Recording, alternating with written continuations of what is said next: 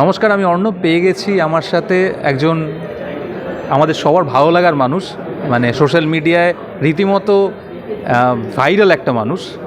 আর যে প্রবীণ এবং অরিত্রদার কম্বিনেশন জুটি আমাদের সবার খুব প্রিয়। পেয়ে গেছি অরিত্রদাকে, অরিত্র গাঙ্গুলি। হাই। হাই দাদা, আজকে ডিপ ফ্রিজের রিলিজ করছে প্রিমিয়ার, তো সেইটা নিয়ে একটুখানি জানতে চাইবো যে এক্সপেকটেশনস কী আছে। অলরেডি ন্যাশনাল অ্যাওয়ার্ড পেয়েছে, তো সেই নিয়ে একটুখানি বলো। এটা অনেক দিনের একটা অপেক্ষার অবসান, প্রথম কথা। কারণ আমি অনেক দিন ধরে ওয়েট করেছিলাম যে কবে অর্জুনের সিনেমাটা আমরা স্ক্রিনে দেখব, কলকাতায় দেখব। কারণ খুব ইম্পর্ট্যান্ট এই বাংলা সিনেমাগুলো, এই গল্পগুলো হওয়ার, যেগুলো শুধুমাত্র আমাদের কাছে প্রিয় নয়, সারা পৃথিবী ঘুরে এসছে এবং nationally it has been awarded. So সেটা একটা, যেমন আমাদের কাছে ভীষণ একটা প্রাইডের জায়গা, ভীষণ একটা গর্বের জায়গা, সেরকম অর্জুনের প্রত্যেকটা গল্প না খুব আন্তরিক হয়।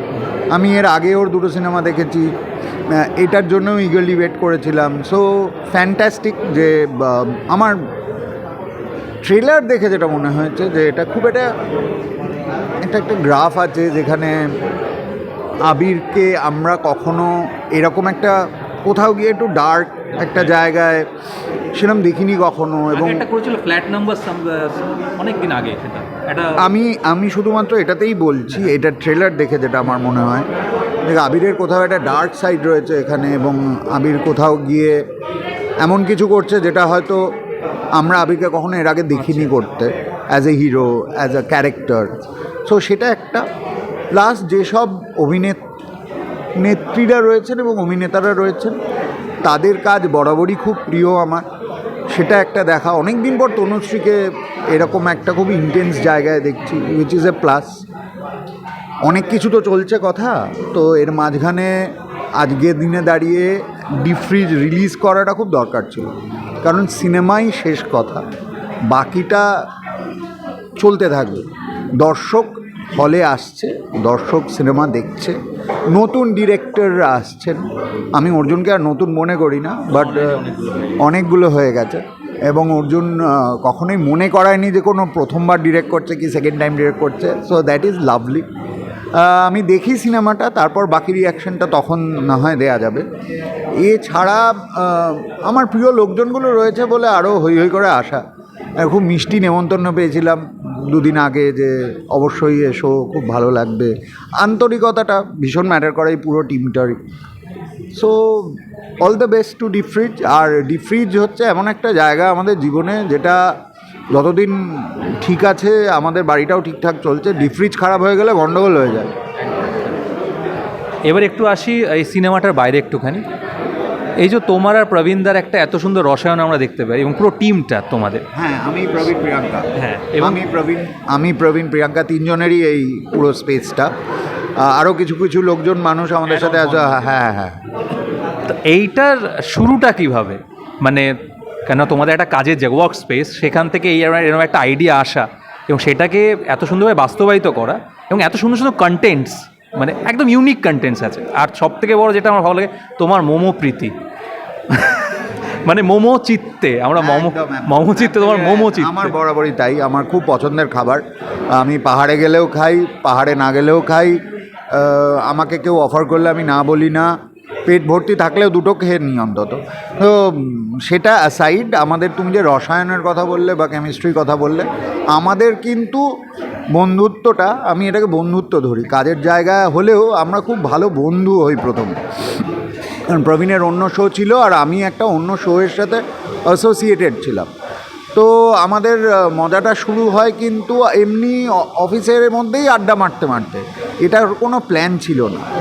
এরপর সোশ্যাল মিডিয়া আসে, আমাদের একটা কী বলবো, কাইন্ড অফ রেসপন্সিবিলিটি বাড়ে যে রেডিও ছাড়াও সোশ্যাল মিডিয়াতেও কাজ করতে হবে।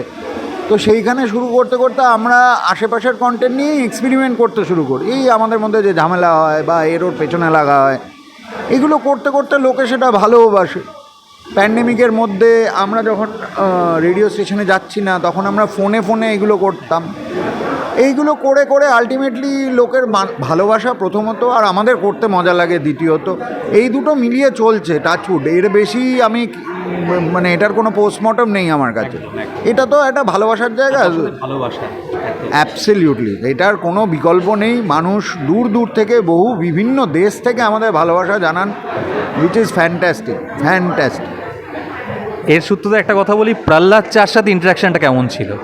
ও মানে আমাকে প্রবীণ সকালবেলা ফোন করে বলে যে উনি আসছেন কলকাতায়।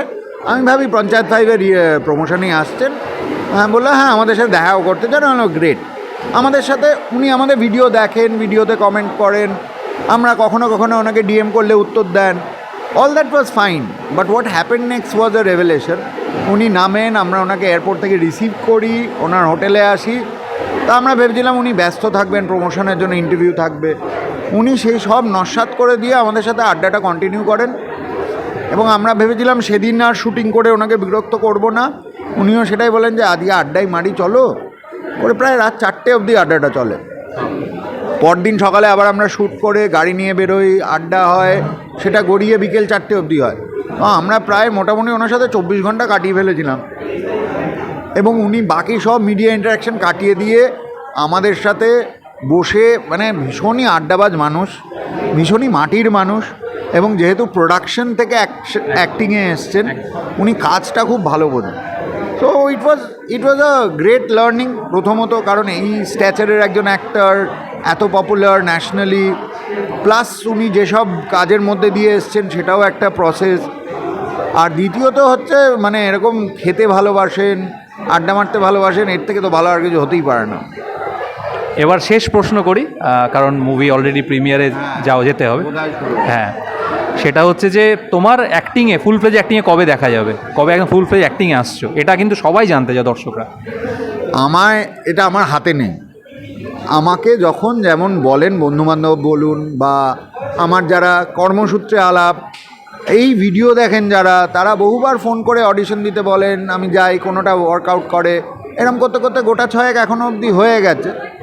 তা এটা যখন যেমন ডাকবে, আমি ফুল ফ্লেজেড অ্যাক্টিং যখন করি তখন ফুল ফ্লেজেডই অ্যাক্টিং করি, এটা তো আলাদা কিছু নয়। মানে রোজ অভিনয় করতে পারার সুযোগ তো মানে অনেক বড় বড় মানুষদেরও হয় না।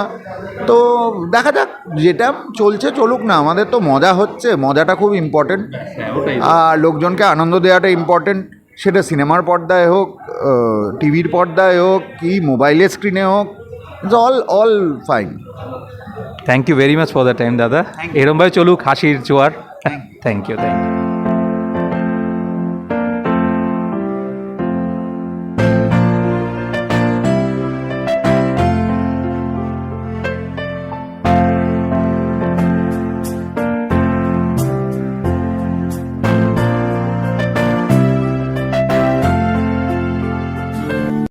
This program is presented by Next Gen Decor, Smart Home, Smart Office.